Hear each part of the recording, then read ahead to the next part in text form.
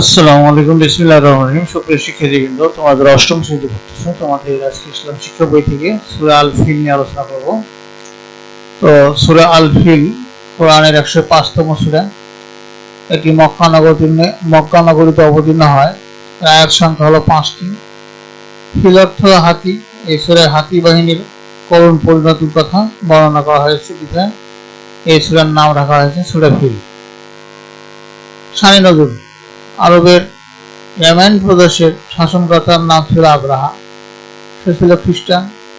সে সানআ নামক স্থানে একটি সুন্দর ও বহু মণিমুক্ত খচিত গির্জা তৈরি করে অথবা মানুষকে তার গির্জা উপাসনার জন্য আহ্বান করে। সে চাইল মানুষ যেন মক্কা শরীফে অবস্থিত পবিত্র কাবা গৃহ ছেড়ে তার গির্জায় উপাসনার জন্য আগমন করে।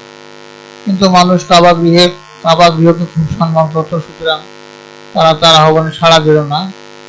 তা আগের মতোই কাবা গৃহ উপাসনা করতে লাগলো। এতে আবরাহা ক্ষিপ্ত হয়ে উঠলো। সে চিন্তা করলো যে কাবা গৃহ ধ্বংস না করলে তার উদ্দেশ্য সফল হবে না। এজন্য 570 খ্রিস্টাব্দে কাবা গৃহ ধ্বংসের জন্য মক্কা নগরীর উদ্দেশ্যে যাত্রা করে। সে বহু সৈন্য সংগ্রহ করে এবং 13টি বিশালকার শক্তিশালী হাতি নিয়ে অগ্রসর হয়।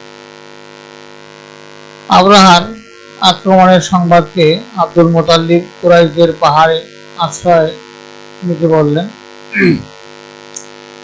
আব্দুল মুতাল্লিব ছিলেন রাসূলুল্লাহ সাল্লাল্লাহু আলাইহি ওয়াসাল্লামের দাদা, কুরাইশদের সর্দার। তিনি জানতেন যে কাবা হলো আল্লাহর ঘর, সুতরাং এই ঘরের রক্ষার দায়িত্ব আল্লাহর উপরে।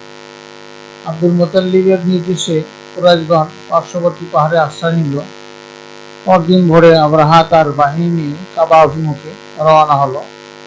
এমন সময় আল্লাহ তাআলা সমুদ্রের দিক থেকে ঝাঁকে ঝাঁকে পাখি প্রেরণ করলেন। এগুলো ছিল এক প্রকার ছোট পাখি। এরা দুই পায়ে দুটি করে ঠোঁট, দুইটি এবং ঠোঁটে একটি করে কঙ্কর নিয়ে এলো। অতঃপর এগুলো আবরাহার বাহিনীর উপর নিক্ষেপ করল। ফলে আবরাহার সৈন্যবাহিনী ধ্বংস হয়ে গেল, আর আবরাহা আহত অবস্থায় পালিয়ে গেল। পরে তার ক্ষমতাস্থানে পশম ধরে ও তার ক্ষতস্থানে পশম ধরে এবং ভয়ঙ্কর কষ্টের বশে মারা যায়। এভাবে আল্লাহ তাআলা তার ঘরকে শত্রুর আক্রমণ থেকে রক্ষা করেন। হস্তি বাহিনীর ঘটনাটি 570 সালে সংঘটিত হয়। আমাদের প্রিয় নবী হযরত মুহাম্মদ সাল্লাল্লাহু আলাইহি ওয়াসাল্লাম এবছরই জন্মগ্রহণ করেন। এই অলৌকিক ঘটনা তার জন্মের 50 দিন পূর্বে ঘটেছিল।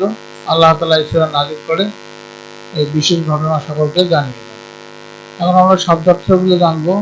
আলাম তারা মানে আপনি কি দেখেননি, কাইফা মানে কিভাবে, কিরূপে, আসহাব মানে সঙ্গীগণ, সাথীগণ, অধিপতি, মালিক। আল ফিল মানে হচ্ছে হাতি। আলাম ইয়াজাল মানে তিনি কি করেননি। কাইদা মানে ষড়যন্ত্র, গোপন চক্রান্ত, কৌশল। তাদলিব মানে ব্যর্থ করে দেওয়া। আরসালা মানে তিনি প্রেরণ করেন। তৈরান মানে পাখি। আবাবিল মানে আবাবিল এক প্রকার ছোট পাখি যা ঝাঁকে ঝাঁকে করে। হিজারাত মানে পাথর। সিজ্জিল মানে কঙ্কর, নুড়ি পাথর।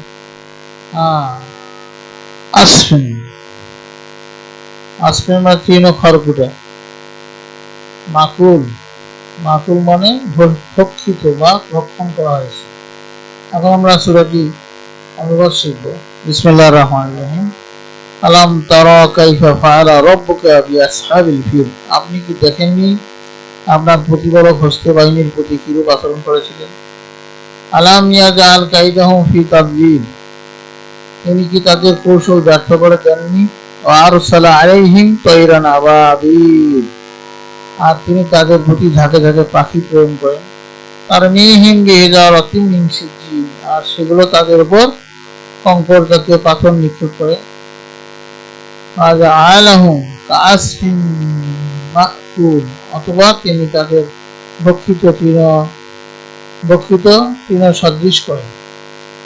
ব্যাখ্যা হলো, ইয়েমেনের বাদশাহ আবরাহা ছিল অনেক ধন সম্পদ এবং সৈন্য সামন্তের অধিকারী। তার ছিল বিশাল হস্তি বাহিনী। কিন্তু আল্লাহ তাআলার কুদরতের তুলনায় এসব ধন সম্পদের ক্ষমতা কিছু না, বরং আল্লাহ তাআলা যা চান তাই হয়। তিনি তাকে যেভাবে ইচ্ছা লাঞ্ছিত এবং অপমানিত করতে পারেন। আবরাহা গর্ব ও অহংকার বশত আল্লাহ তাআলার সাথে শত্রুতা করে, ফলে সে ধ্বংস হয়ে যায়। আল্লাহ তাআলা ছোট ছোট পাখির সাহায্যে তার বিশাল বাহিনী ধ্বংস করলেন। বস্তুত এটা ছিল আল্লাহর কুদরত মাত্র। আল্লাহর সাথে শত্রুতা বিরোধিতাকারীদের তিনি এভাবেই ধ্বংস করে থাকেন। এই সূরার শিক্ষা হলো আল্লাহদ্রোহীদের আল্লাহ তাআলা দৃষ্টান্তমূলক শাস্তি দেন।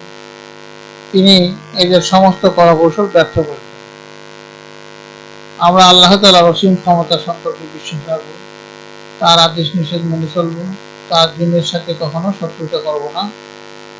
শিক্ষার্থীবৃন্দ, তোমাদের কাজ হলো সূরা ফিল নাযিল হওয়ার পটভূমি সম্পর্কে শিক্ষার্থী বন্ধুকে বলবে এবং এই সূরার শিক্ষা নিয়ে তার সাথে আলোচনা করবে। আজকের আলোচনার বিষয়বস্তু এতটুকুই থাক। আগামী ক্লাসে পার্ট 9 নিয়ে আলোচনা করব। সূরা কুরাইশ সম্পর্কে আলোচনা করা হবে। তোমাদের সার্বিক মঙ্গল কামনা করে এখানে বিদায় নিচ্ছি। খোদা হাফেজ।